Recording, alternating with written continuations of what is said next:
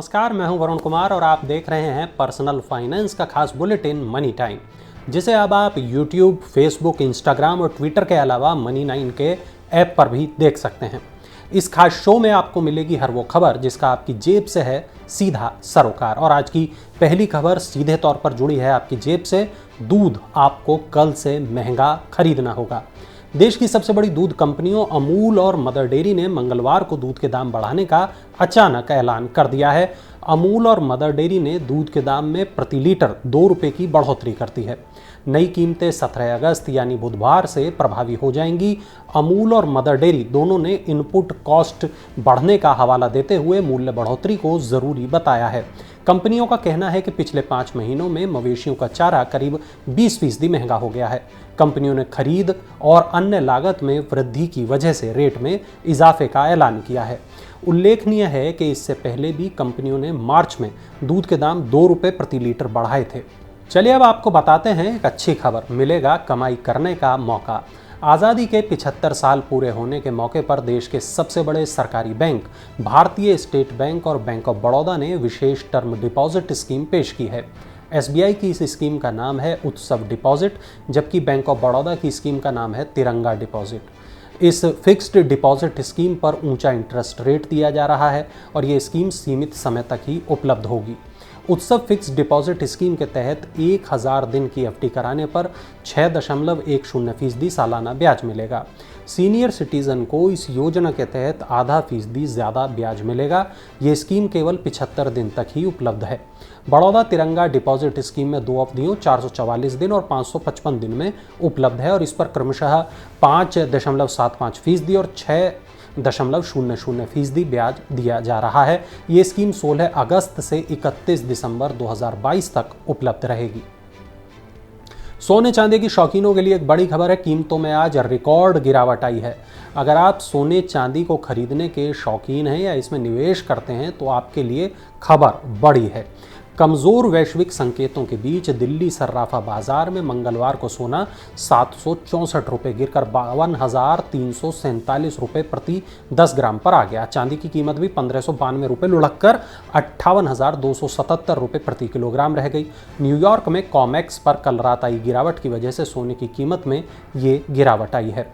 अंतर्राष्ट्रीय बाजार में सोना घटकर $1775 प्रति औंस, जबकि चांदी $20.13 प्रति औंस पर कारोबार कर रही थी। महंगाई के बीच आई राहत की खबर, खुशखबरी की बात है, आपके वेतन में बढ़ोतरी हो सकती है। भारत में कंपनियां 2023 में अपने कर्मचारियों का वेतन 10% तक बढ़ा सकती हैं। कंपनियां श्रम बाजार में सख्त स्थितियों से जूझ रही हैं। विलिस टॉवर्स वॉटसन की वेतन बजट योजना रिपोर्ट में कहा गया है कि भारत में कंपनियां 2022-23 के दौरान 10% वेतन बढ़ाने के लिए बजटीय व्यवस्थाएं कर रही हैं। पिछले साल में वास्तविक वेतन वृद्धि 9.5% थी और इस रिपोर्ट के अनुसार भारत में आधे से अधिक कंपनियां यानी 58% कंपनियों ने पिछले साल की तुलना में चालू वित्त वर्ष के लिए ज़्यादा वेतन वृद्धि का बजट रखा है। रिपोर्ट के मुताबिक एशिया प्रशांत क्षेत्र में सबसे ज़्यादा वेतन बढ़ोतरी भारत में होगी। SBI ने दिया ग्राहकों को झटका, MCLR दर में बढ़ोतरी कर दी है। देश के सबसे बड़े सरकारी बैंक भारतीय स्टेट बैंक ने अपनी मानक उधारी दरों को 50 आधार अंकों तक बढ़ा दिया है। बैंक के इस कदम से ग्राहकों की मासिक भुगतान किश्त भी बढ़ जाएगी। भारतीय रिजर्व बैंक के महंगाई पर काबू पाने के लिए अपनी बेंचमार्क रेपो रेट में 50 आधार अंकों की बढ़ोतरी के कुछ दिनों के बाद SBI ने उधार दर में वृद्धि की है। बाहरी बेंचमार्क आधारित उधार दर यानी EBLR और रेपो संबद्ध उधार दर यानी RLLR में 50 आधार अंकों की वृद्धि की गई है, जबकि फंड आधारित उधारी दर की सीमांत लागत यानी MCLR में सभी अवधि के लिए 20 आधार अंक की बढ़ोतरी की गई है और ये नई दरें 15 अगस्त से प्रभावी हो गई हैं। घरों की मांग में आई तेजी ने दाम बढ़ाए। आइए जानते हैं कहां कितना महंगा हो गया है मकान। घरों की मांग में तेजी और निर्माण लागत बढ़ने से 8 प्रमुख शहरों में रेजिडेंशियल प्रॉपर्टी की कीमतों में अप्रैल-जून तिमाही के दौरान औसत 5% की बढ़ोतरी हुई है। दिल्ली NCR में घरों की कीमतों में सबसे ज़्यादा 10% का इजाफा हुआ है। क्रेडाई कोलियर्स इंडिया और लियासेस फोरास की ये रिपोर्ट 8 प्रमुख शहरों के रुझानों पर आधारित है। 2022 की दूसरी तिमाही के दौरान भारत में घरों की कीमतें महामारी से पहले के स्तर को पार कर गई हैं और इससे ये संकेत मिलता है घर की मांग काफ़ी तेज़ है और सप्लाई पूरी तरह मांग के अनुरूप है। अहमदाबाद में घरों की कीमत 9%, बेंगलुरु में 4%, चेन्नई में 1%, हैदराबाद में 8%, कोलकाता में 8% और मुंबई महानगरीय क्षेत्र यानी MMR में 1% की बढ़त यहाँ देखी गई है। थोक मूल्य सूचकांक आधारित महंगाई में गिरावट आई है। क्या आपको सामान अब सस्ता मिलने लगा है? जुलाई महीने में थोक मूल्य सूचकांक आधारित महंगाई में गिरावट देखने को मिली है। ये 13.93% पर आ गई है और इससे पहले जून में ये 15.18% पर थी। खाद्य महंगाई दर 12.41% से घटकर 9.41% पर आ गई है। WPI महंगाई में जुलाई में लगातार दूसरे महीने गिरावट का रुख देखने को मिला है। सब्जियों के दाम जुलाई में घटकर 18.25% पर आ गए। इससे पिछले महीने सब्जियों की महंगाई दर 56.75% थी। ईंधन और बिजली में महंगाई की दर जुलाई में 43.75% रही, जो इससे पिछले महीने 40.38% थी। विनिर्मित उत्पादों की मुद्रास्फीति 8.16% रही है। शेयर बाजार में लगातार तीसरे दिन तेजी, विदेशी निवेशक निरंतर कर रहे हैं खरीदारी। घरेलू शेयर बाजारों में मंगलवार को लगातार तीसरे कारोबारी दिन तेजी रही। BSE सेंसेक्स 379 अंक की बढ़त के साथ 59,842 अंक पर बंद हुआ। नेशनल स्टॉक एक्सचेंज का निफ्टी भी 127 अंक बढ़कर 17,825 अंक पर बंद हुआ।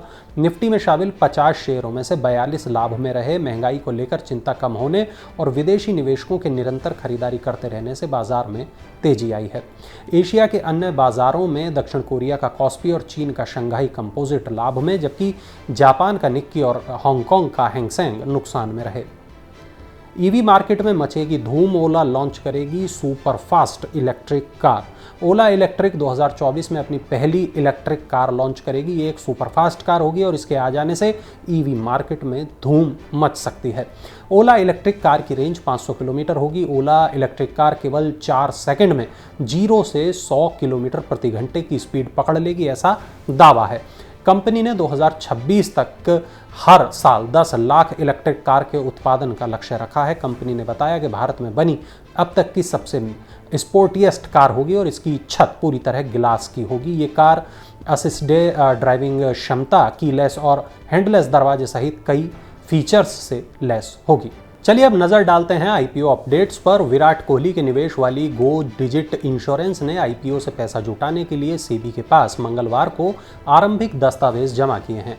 गो डिजिट इंश्योरेंस के IPO में 1250 करोड़ रुपए के ताज़ा इशू जारी किए जाएंगे, जबकि मौजूदा शेयर होल्डर्स 10 करोड़ से ज़्यादा शेयरों की बिक्री पेशकश लाएंगे। कंपनी ने कहा कि वो प्री IPO प्लेसमेंट में 250 करोड़ रुपये के शेयरों की बिक्री कर सकती है। रेयर एंटरप्राइजेस समर्थित कॉनकॉर्ड बायोटेक ने IPO के जरिए पूंजी जुटाने के लिए भारतीय प्रतिभूति एवं विनिमय बोर्ड यानी सेबी के पास दस्तावेज दाखिल किए हैं। IPO पूरी तरह से बिक्री पेशकश के रूप में होगा। IPO के तहत पात्र कर्मचारियों के लिए शेयर आरक्षित रखने का प्रस्ताव है। कॉनकॉर्ड फॉर्मेंटेशन आधारित जैव फार्मा API की प्रमुख निर्माता है। गुजरात में इसके 3 मैन्युफैक्चरिंग प्लांट हैं। IT हार्डवेयर और mobile accessories company Balaji solutions ने IPO के लिए बाजार नियामक सेबी के पास शुरुआती दस्तावेज दाखिल कराए हैं। दस्तावेजों के अनुसार IPO में 120 करोड़ रुपए तक के नए शेयर जारी किए जाएंगे। कंपनी IPO से पहले 24 करोड़ रुपए तक के नियोजन पर विचार कर सकती है। अगर नियोजन पूरा हो जाता है तो IPO का आकार घट जाएगा। तो ये थी आज की तमाम बड़ी खबरें। अगर आपका कोई सवाल है पर्सनल फाइनेंस से जुड़ा हुआ तो उसे नीचे कमेंट बॉक्स में ज़रूर दर्ज कराएं। और हाँ, पर्सनल फाइनेंस की ऐसी ही बड़ी खबरों के लिए मनी9 के ऐप को ज़रूर डाउनलोड कर लें और चलते चलते हमारा इन्फोग्राफिक भी देख लें।